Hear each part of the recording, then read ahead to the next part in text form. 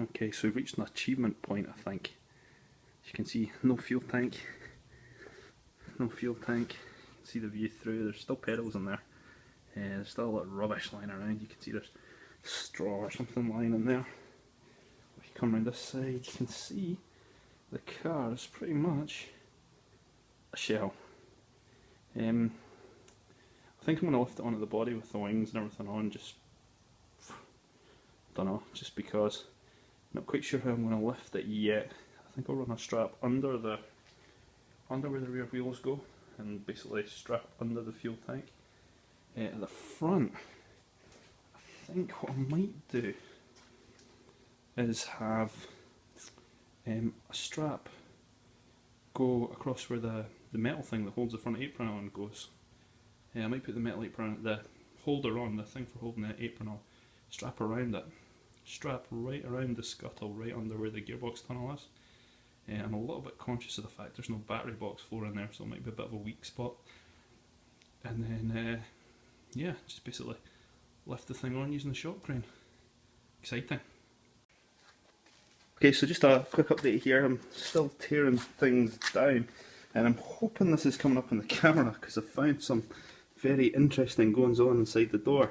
I was stripping out the wiring harness and I found this strange collection of wires that ran inside the door, and I was pretty sure that wasn't how they went on the 3 anyway.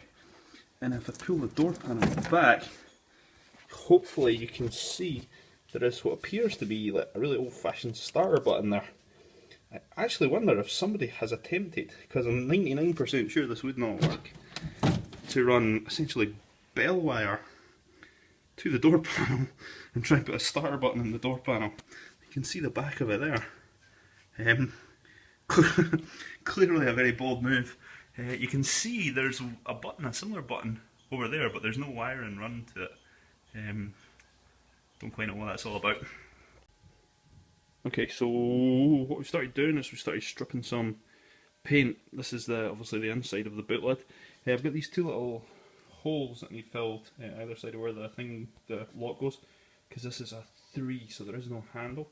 I've stripped the luggage spare tyre cover over there, down in a sort of red. I think it's some type of primer maybe, and I've got the boot lid here in the same sort of shape. So what I'm going to do is I'm going to just weld these little holes up so that I've started filling in the holes around where the lock goes. I've re-excavated out the holes for the for what I think they're not Zeus clips, but where the little metal escutcheon things go on the outside. I've re-excavated the holes because they were filled with body filler. Don't know if you remember that.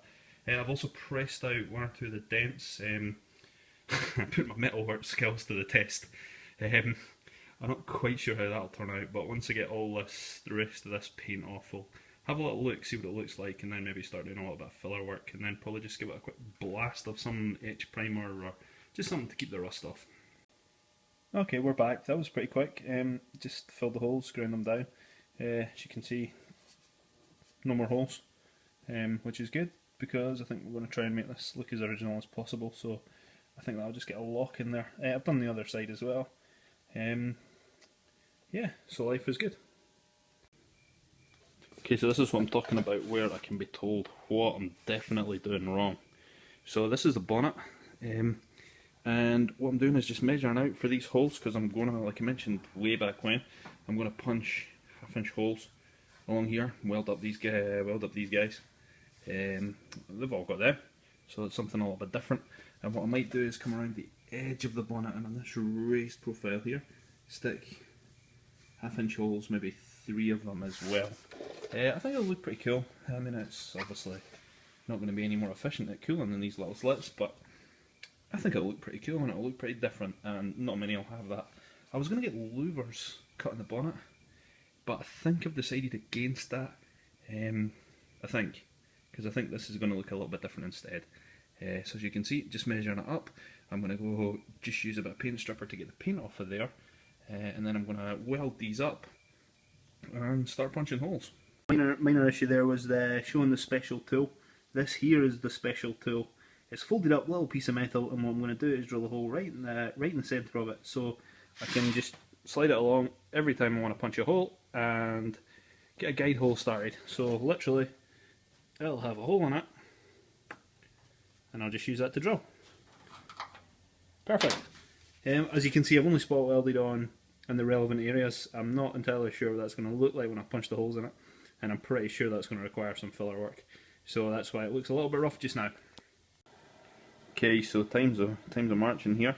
We've got the first little patch welded in. Unfortunately, we've got a blow through on it, which is a bit of a pain, but this whole area is going to be a bit Swiss cheese anyway, so I think we'll be able to fix that later on down the line.